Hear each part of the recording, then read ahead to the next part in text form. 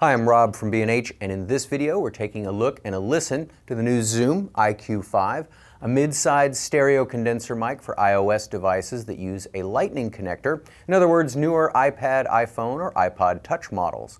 It's a sleek plastic chassis that only weighs 0.8 of an ounce.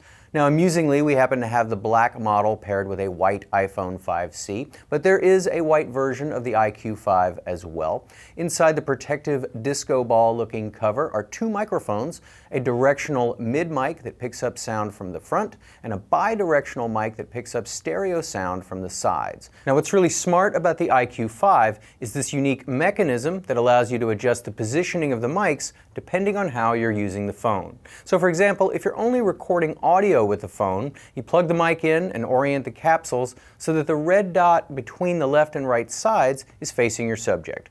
But if you're shooting video in landscape mode, that would put the mics pointed toward the right. To fix that, you simply turn the base 90 degrees and it actually clicks satisfyingly into place, and then you'll rotate the ball itself 90 degrees and it will also click into place, and now your mics are oriented in the proper direction facing your subject. A rather ingenious solution, although it does position the mics upside down, reversing the left and right. This isn't a big issue though, since you can reverse them again in the Handy Recorder app for correct orientation.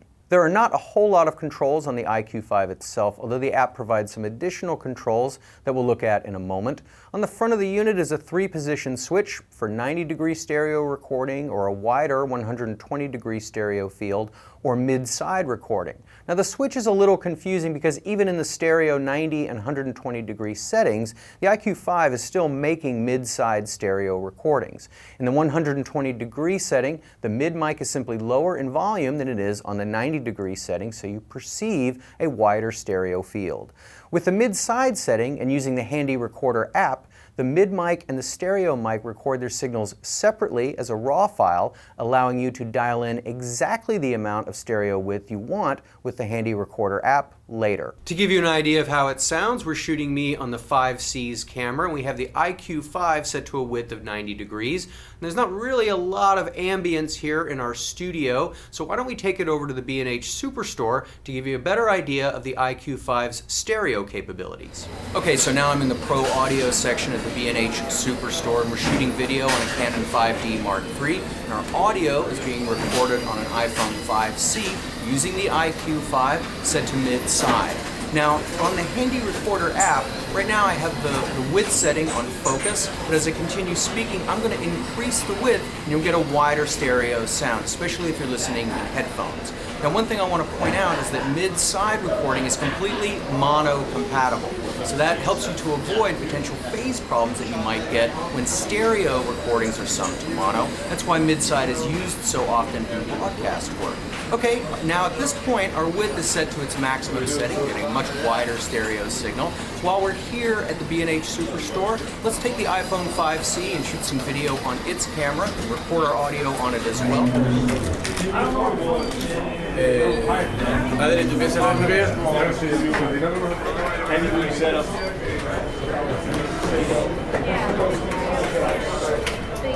Where you from? 5'5". That's brown. Taken out of DSM. 2 weeks. Like 3 years. I didn't think. What about Carter? The Carter? That's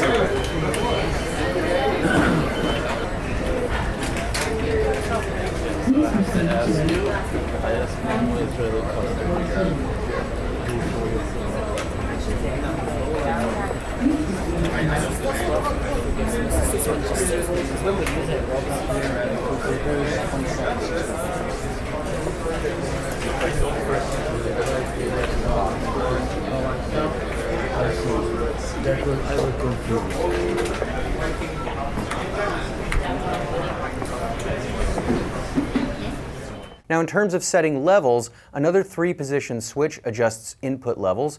In the off setting, you'll adjust the mic gain manually with the dial on the side. With the limit setting, you'll also adjust the mic gain manually, but if the input signal suddenly gets louder, the limiter will kick in and hopefully prevent distortion, but if it doesn't, turn down the input level. With the auto gain setting, you'll use the Handy Recorder app to set the iQ5 to one of 3 basic levels, and then auto gain takes over.